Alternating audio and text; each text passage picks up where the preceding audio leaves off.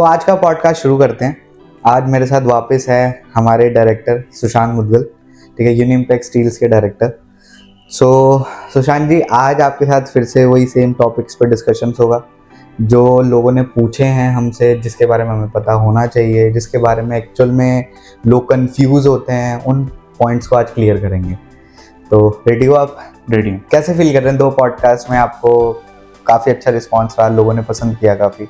तो कैसा रिस्पॉन्स है आपका? कैसा लग रहा है इस टाइम, आप ये बताओ। पर्सनली मेरे को बहुत अच्छा लग रहा है। आपको पता ही है मेरे को पसंद नहीं है ये सब वीडियो शूट करना या पब्लिक डोमेन में ऐसे आना, पर और कंटेंट भी हमने पहले बनाए हैं। अब 2 पॉडकास्ट ऑलरेडी हो गए हैं, 3rd वन चल रहा है। काफ़ी अच्छा लग रहा है, कॉन्फिडेंस भी बिल्डअप हो रहा है और ये न्यू चीज़ है कोई, तो जो मैं ट्राई करना हमेशा से चाह रहा था। मैंने एक्सपेरिमेंटेशन से हमेशा मेरे को अच्छा लगता है कि कोई भी आप एक्सपेरिमेंट करें, तो अच्छा लग रहा है। रिस्पॉन्स भी काफ़ी अच्छा आया, मज़ा आ रहा है। मतलब मज़ा आ रहा था। अरे वाह, क्या मज़ा आना चाहिए मतलब। अच्छा, मतलब अभी ये बताओ कि लाइक कि क्या चल रहा है अभी हाल फिलहाल में, मतलब जितना आपने बात करी, जैसे आप ऑलरेडी एक्सट्रोवर्ट हो शायद, है ना? नहीं, काफ़ी इंट्रोवर्ट हूँ मैं। इंट्रोवर्ट हो? अच्छा, इंट्रोवर्ट। सेल्स पर्सन इंट्रोवर्ट कब से होने लगे? देखिए, मैं काफ़ी सिलेक्टिवली बोल सकता हूँ एक्सट्रोवर्ट हूँ मैं। अच्छा। जिनके साथ वाइब मैच कर जाता है, पसंद आते हैं लोग, उनके साथ मैं खूब बात करता हूँ। अच्छा। और ऐसे मैं नहीं बात करता ना चला के। चलो ठीक है। तो अभी मतलब ऑफिस सब बढ़िया, काम धंधा सब बढ़िया, हेल्थ सब बढ़िया, बड़े चल रहे हैं। गर्मी भी तो बहुत हो रही है भाई। गर्मी बहुत हो रही है, ये तो रहता ही है, हर साल का ही है ये तो।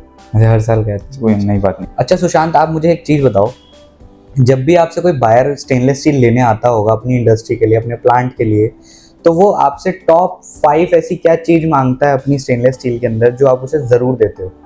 जो बायर्स मेरे पास स्टेनलेस स्टील लेने के लिए आते हैं, वो काफ़ी पॉइंट्स मुझसे पूछते हैं, क्लियर करना चाह रहे हैं अपने डिमांड के हिसाब से। मैं आपको बताता हूँ। एक तो होगा ग्रेड, उनको ग्रेड अपनी नीड के हिसाब से चाहिए रहता है। और दूसरा होगा कि कौन सा मेक आप प्रोवाइड कर रहे हो, ब्रांड है, नई ब्रांड है आपके पास, कौन सा है, वो आपको बताना पड़ता है उनको। डॉक्यूमेंटेशन पार्ट जो रहता है वो आपको काफ़ी स्ट्रॉन्ग होना चाहिए, तो वो उनको चाहिए रहता है कि जो मेक आप दे रहे हो वो आपको डॉक्यूमेंट में भी दिखाना होता है, MTC के थ्रू। ठीक हो गया। और एक डिलीवरी होता है कि कितनी इमीडिएट डिलीवरी मिलेगी, कि आप 1 वीक या 5 डेज जो भी आप बताओगे वो आपको रहेगा। और फिर प्राइसिंग पे भी आ ही जाता है कहीं ना कहीं, तो स्टार्टिंग में प्राइसिंग पे आ ही जाता है कि आप बेस्ट प्राइस कितना दे सकते हैं इस प्रोडक्ट का। ये 5 में आपको काउंट करवाएंगे, 5 रहते हैं। तो ये आप अपने बेस्ट रखते हो चीज़ें? हाँ, देखिए हमारी साइड से तो पूरी कोशिश रहती है कि जो हम मेक प्रोवाइड कर रहे हैं उसके हिसाब से बेस्ट प्राइस दें। सही बात है, थोड़ा सा जितना महंगा होगा उतने प्रोडक्ट की। हाँ, देखिए वो मेक के हिसाब से डिपेंड करता है। आप कोई भी मटेरियल कुछ भी लेते हैं आप, तो क्वालिटी के हिसाब से उसका प्राइस भी मैटर करता है। अच्छा, जैसे आपने बताया अभी कि क्वालिटी के अकॉर्डिंगली प्राइस होता है, तो ये जो प्राइस फ्लक्चुएशंस होती हैं, इसके मेन रीजंस क्या होते हैं? रीजन काफी एक तो आपने बताया क्वालिटी होता है, और भी कोई रीजन होता होगा इंटरनल, कुछ ऐसा बताओ कि जो मतलब ये भी एक रीजन हो सकता है।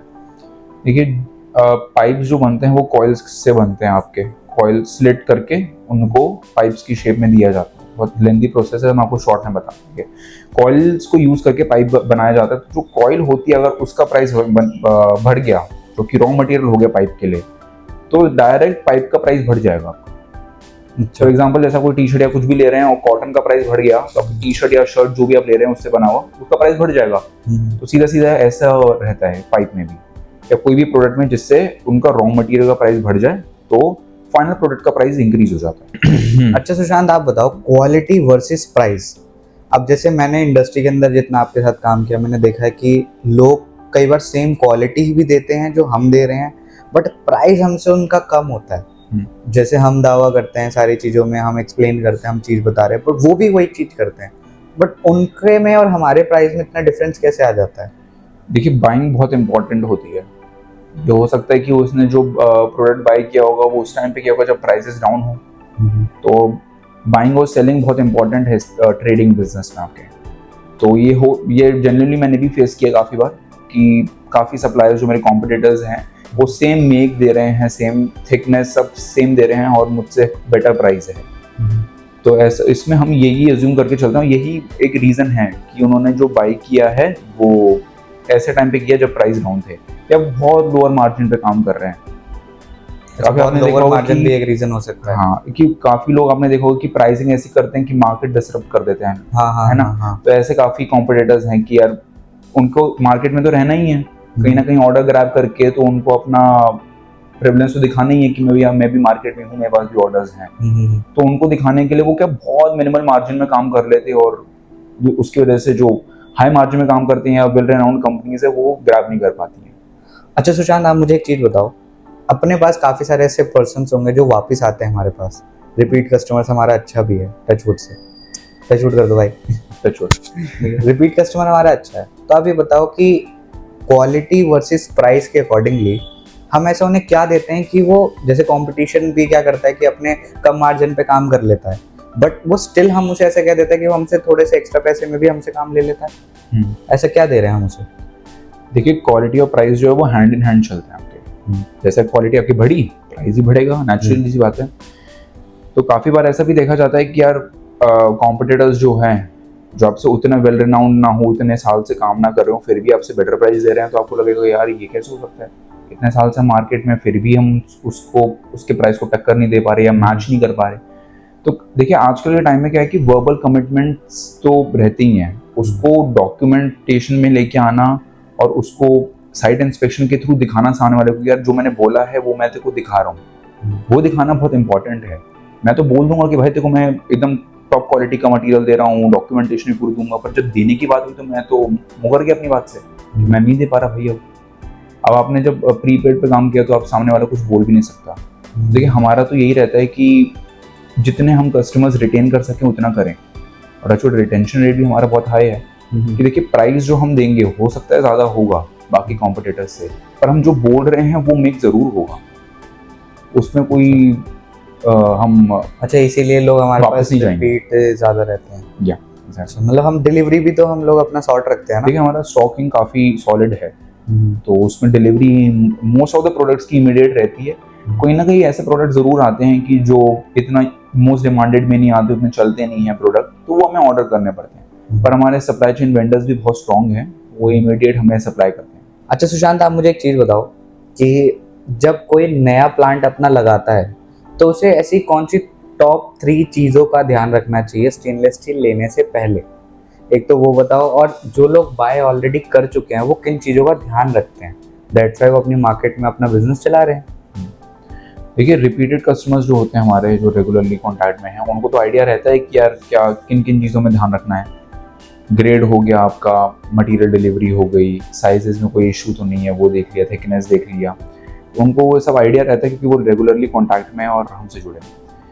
जो न्यू कस्टमर्स हैं या जो कोई न्यू प्लांट लगा रहे हैं, उनको आइडिया नहीं रहता स्टेनलेस स्टील का, वो धीरे धीरे अपना भी बिल्डअप हो जाता है। तो उनके लिए जो मैं बोलूँगा वो रहता है फर्स्ट तो कि माइंड में अपनी रिक्वायरमेंट्स देखो, क्लैरिटी हो। इनकेस कोई कंफ्यूजन रहती है, हम तो उसको हेल्प आउट करते ही करते हैं, पर उसके माइंड में भी सजेशंस को लेके ओपन रहे वो, कि हम जो बता रहे हैं वो उसके भले के लिए रहेगा, हमें तो क्या करना है। तो ये चीज़ उसके माइंड में क्लैरिटी होनी चाहिए फर्स्ट तो ग्रेड को लेके। दूसरा कि वो क्या क्वालिटी का लेना चाहता है, शायद उसकी उतनी बजट अलाउ ना करे तो वो शायद उतना हाई क्वालिटी का मटेरियल ना ले, तो वो सब चीज़ हम हमारे साथ पॉइंटर्स शेयर करना ज़रूरी हैं, जिससे उसके अकॉर्डिंगली हम उसको प्राइस कोट करें, मेक प्रोवाइड करें। 2 ये हो गए, और थर्ड जो हो गया वो हो गया आपका इमीडिएट डिलीवरी, क्योंकि प्लांट्स में डाउन टाइम ये सब चलता रहता है कि कोई पाइप खराब हो गया, कोई पाइप फिट नहीं हुआ, तो उसकी इमीडिएट रिप्लेसमेंट चलती है वहाँ पे। तो ऐसा सप्लायर ढूंढना कि जो इमीडिएट डिलीवरी देते हैं, उसको दूसरे की तरफ ना देखना पड़े कि यार मेरे पास तो है नहीं, मैं तेरे को सोर्स करके दूंगा, इतने में तो उसका लॉस हो जाएगा, कितना टाइम तक उसको बंद रखेगा अपने प्लांट। तो ऐसा सप्लायर देखना जो इमीडिएट डिलीवरी दे, वो इम्पोर्टेंट है काफ़ी। समझ गया। अच्छा, आप being as a sales person मुझे एक चीज़ बताओ, सबसे मज़ेदार लगती है मुझे ये कि being as a director, as a sales head, आप बताओ कि आप अपनी नेगोशिएशंस को कैसे हैंडल करते हो। जैसे कोई आ रहा है कि जी इतने रुपए का ग्रेड तो मुझे पीछे से मिल रहा है, आप इतना महंगा क्यों दे रहे हो, तो आप उसको कैसे डील करते हो और कैसे आप उसे सेल करते हो? सी उससे क्लियर करना कि उसको क्या मेक मिल रहा है वो काफ़ी इंपॉर्टेंट है। पाइपों में तो पाइप्स जो होते हैं उसमें देखा जाता है कि थिकनेस अगर कम होती है यूजुअली तो कॉस्टिंग भी कम आ जाती है। तो उसे ये सारे पॉइंटर्स क्लियर करने पड़ते हैं कि कौन सा रॉ मटेरियल है, आपको पाइप अगर मिल रहा है तो कौन सी थिकनेस का पाइप मिल रहा है। तो मेक्स काफ़ी मैटर करता है इसमें, और उससे ये कंफर्म करना कि कैसे सप्लायर से ले रहे थे, कि सप्लायर तो बहुत सारे हैं, क्वालिटी मटेरियल मेरे को लगता नहीं है हर कोई दे सकता है। तो ये सब चीज़ें क्लियर करने के बाद अगर ऐसा होता है काफ़ी बार कि वो बोलते हैं कि यार मेरे को आप जो मेक दे रहे हो वही मेक मिल रहा है मेरे को, थिकनेस भी सेम मिल रही है, तो उसमें फिर हमें हो सकता है मोस्ट ऑफ द टाइम हमें वर्किंग करनी पड़ती है, पर इवेंचुअली हम उसको बेटर प्राइस ऑफर कर ही देते हैं। अच्छा आप ये बताओ मुझे कि जैसे B2B बिजनेस में अपने, क्योंकि अपना तो B2B बिजनेस हुआ ना, हम तो सप्लायर हैं, तो इसके अंदर इमोशनल फैक्टर कितना मैटर करता है? जैसे कि कभी कोई आ जाता है कि मुझे इसने रेफरेंस दिया है, मैं इनकी चाची का लड़का हूँ, मैंने ये पहले आपसे लगवा रखा था, तो इमोशनल फैक्टर कितना मैटर करता है? देखिए रिपीटेड कस्टमर्स तो बहुत होते हैं, अब इतना साल से बिजनेस कर रहे हैं, तो अब जो भी आ रहा है हमारे पास वो रिपीटेड कस्टमर्स है या उनके रेफरेंसेस के थ्रू आ रहे हैं। क्या मेरे को इसने फलाने ने मेरे को आपका नंबर दिया है, उन्होंने बोला आप अच्छा स्टेनलेस स्टील प्रोवाइड करते हैं, आप मेरे को भी प्रोवाइड कर दीजिए। बहुत सारे रेफरेंसेस के थ्रू आते हैं, मतलब मोस्ट ऑफ द टाइम हमारे पास जो भी न्यू इंक्वायरीज आ रही है वो रेफरेंसेस के थ्रू आ रही है। तो इसमें आप प्राइस कैसे करते हो काउंटर? क्योंकि देखो जो पुराना है वो तो ले ही रहा है, बट नया बंदा तो प्राइस में अटकता है ना, क्योंकि जैसे आपको पता है इंडस्ट्री में तो गंद मच रहा है। जो हम प्राइस दे रहे हैं वो हो सकता है कोई और ना दे रहा हो, या हो सकता है कि हमारे साथ भी सेम चीज हो कि हम जो प्राइस दे रहे हैं सामने वाला उससे हाई दे रहा हो। तो ये आप कैसे टैकल करते हो? देखिए जो पुराने कस्टमर्स हैं उनको तो वो हमारे काफ़ी टाइम से ले रहे हैं, तो उसमें प्राइजेस वैरी करते हैं। हमारे जो न्यू कस्टमर्स हैं हम कोशिश करते हैं कि नहीं, जो पुराने ने नए को भेजा है उसका पूछ रहा हूँ। हाँ, जैसे जो भी आया मेरे पास नया बंदा आया कोई, तो हम क्योंकि तो फर्स्ट टाइमर है तो हम चाहेंगे कि यार हमारा इंप्रेशन अच्छा रहे, उसको हमें वापस बोलना ना पड़े कि यार सर रेट ज़्यादा आ रहा है, आप एक बार वर्किंग करो अपनी। ये मैं चाहता नहीं हूँ, और मेरी टीम भी है वो भी चाहती है कि यार एक बार में हम रेट दें और वो फिट बैठ जाए, वो हमसे ही ले। और एक बार वो हमसे लेने लग गया फिर वो जल्दी से कोई सप्लायर चेंज नहीं करता। अगर आप इंडस्ट्री में अगर आप टाइम से रहेंगे, आपको धीरे धीरे पता चलेगा कि जो एक सप्लायर के साथ बैठ गया कि यार मेरा एक सप्लायर यहाँ पे है जो मेरे को रेगुलरली मेरी नीड्स पूरी कर रहा है, तो बोलेगा भाई मेरे को और कहीं और नहीं जाना यार, मेरा भी सॉर्टेड है मामला, मेरे को और कहीं और देखना ही नहीं है। तो फर्स्ट टाइमर के हिसाब से मेरे को ये रहता है कि मैं एक बार रेट दूं और पर इसको डीप ग्रैब कर लूं। अच्छा सुशांत, मुझे आप एक चीज़ बताओ, ये मैंने खुद भी ऑब्जर्व करी है, इनफैक्ट ये हर इंडस्ट्री में होता है कि लोग ज़्यादातर क्रेडिट पे मांगते हैं और हम लोग प्रीपेड पे पहले प्रायोरिटी देते हैं।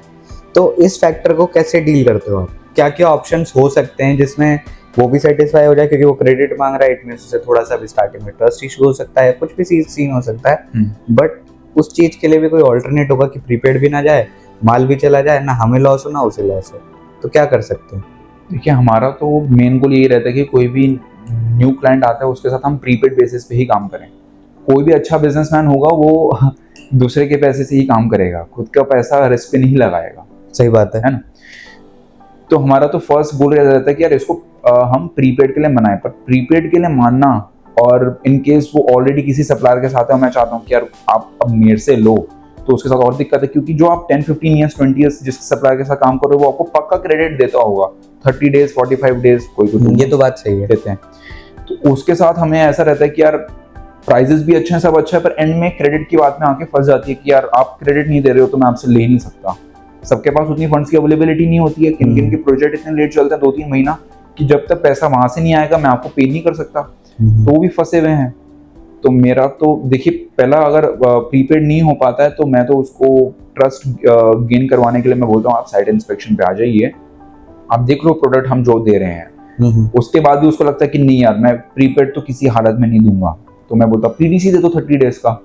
तो पोस्ट डेटेड चेक में उसको भी कहीं ना कहीं डर रहता है कि यार चेक बाउंस ना कर जाए मेरा, तो वो मेक श्योर करता है कि 30th डे जब भी उसका ड्यू डेट पड़ रहा है चेक का, तो उस टाइम उसके अकाउंट में पैसा हो। अच्छा, तो पीडीसी रहना ज्यादा सही रहता है, उसको अगर भी सेफ रहता है ना? हाँ, सिर्फ लास्ट ऑप्शन हमारे पास यही रहता है कि आप 30 डेज का क्रेडिट भी ले लो, पर आप हमें 30 डेज का चेक चाहिए हमें, जिससे हमारी भी नीड फुल ये भी सही रहता है, वो भी एक कॉन्फिडेंट रहता है क्योंकि नया है ना वो, तो वो भी ये भी अच्छा ऑप्शन है वैसे। हाँ, दोनों क्या, उसको क्रेडिट मिल गया, हमारे पास सामने प्रूफ मिल गया कि हाँ बंदे ने हमें पीडीसी दिया है, पेमेंट आएगी, बाउंस होगा तो क्या होगा, लीगली हम उसको फिर अप्रोच करेंगे ऐसा। हाँ, तो हमारे पास एक एज रहता है फिर भी उसके पास। अभी तक कोई बाउंस हुआ है ऐसा? हाँ, ऐसे काफी हुआ है पीछे, काफी हुआ है, कोई बात नहीं, होते कुछ कम। देखिए इस बिजनेसेस में रहता ही है। अच्छा, सबका इंटेंट तो पे करने का नहीं रहता है। हाँ। वैसे ये सवाल भी बहुत इंटरेस्टिंग है और मेरे को लगता है कि ये सबको पता भी होना चाहिए, मेरे अकॉर्डिंगली ऐसा लगता है। तो अब मुझे एक चीज़ बताओ कि लाइक एक होता है सस्ता, एक होता है महंगा, इसलिए वो महंगा है इसलिए उसे प्रीमियम कहा जाता है, ठीक है। सस्ता तो ऑब्वियस ही बात है कि वो हमें भी पता है कि डंप होता है, पीछे से आया हुआ डंप ही है सारा। तो अब ये बताओ कि अगर लॉन्ग टर्म विजन लेना है तो कौन सा स्टेनलेस स्टील उसके लिए सही है कि मतलब उस टाइम पे उसे प्राइस फैक्टर पे प्ले करना चाहिए या फिर उसे प्रीमियम सेगमेंट में ही शुरुआत से ही पैसा लगा देना चाहिए? अच्छा, जैसे कोई बंदा प्लांट अपना न्यू लगाने वाला है तो उसको आप क्या गाइड करोगे कि उसे कौन सा प्रोडक्ट लेना चाहिए, कि उसको सस्ते के ऊपर जाना चाहिए या महंगे के? क्योंकि महंगा तो ऑब्वियस सी बात है कि उसमें एक्स्ट्रा पैसा अगर कोई ब्रांड ले रहा है तो वो किसी रीज़न से ही ले रहा होगा, और वो सस्ता है तो उसमें कोई ना कोई एक ऐसी चीज़ तो उसकी मिसिंग होगी ही होगी जिसकी वजह से वो सस्ता है। ठीक है, तो आप क्या सजेस्ट करोगे कि कौन सा लेना सही रहेगा अगर वो लॉन्ग टर्म विजन भी सोचता है? देखिए, लॉन्ग टर्म विजन के हिसाब से मेरे ख्याल से उसको प्रीमियम में ही जाना चाहिए, पर सबका बजट देखिए वैरी करता है। उसने हो सकता है उसकी स्पेंडिंग कैपेसिटी उतनी ना हो स्पेंड करने की स्टार्टिंग में, और फिर अर्निंग के बाद वो अपने अपने प्लांट या इंडस्ट्री में चेंजेस लेके आए। तो जैसा मैटर करता है उस हिसाब से चलना चाहिए उसको। पर मेरा देखिए पर्सनली यही रहेगा कि देखिए स्टेनलेस स्टील ऐसा प्रोडक्ट है कि आप उसको यूज़ कर रहे हैं तो पीछे आपका माइंडसेट ये है कि यार ये लॉन्ग टर्म चलेगा, तो why not go for the premium one. तो वो बेटर रहेगा मेरे हिसाब से कि स्टेनलेस स्टील तो लगा और अच्छी क्वालिटी का लगाया तो और लाइफ रही उसकी।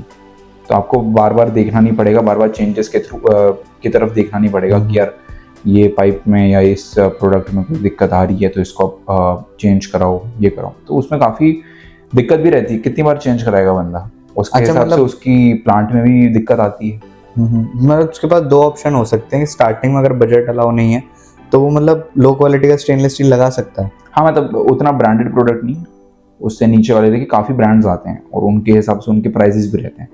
तो टॉप क्वालिटी का ना लेके मीडियम क्वालिटी का आपने लगा लिया तो शायद आपकी पॉकेट भी अलाउ करे उस हिसाब से।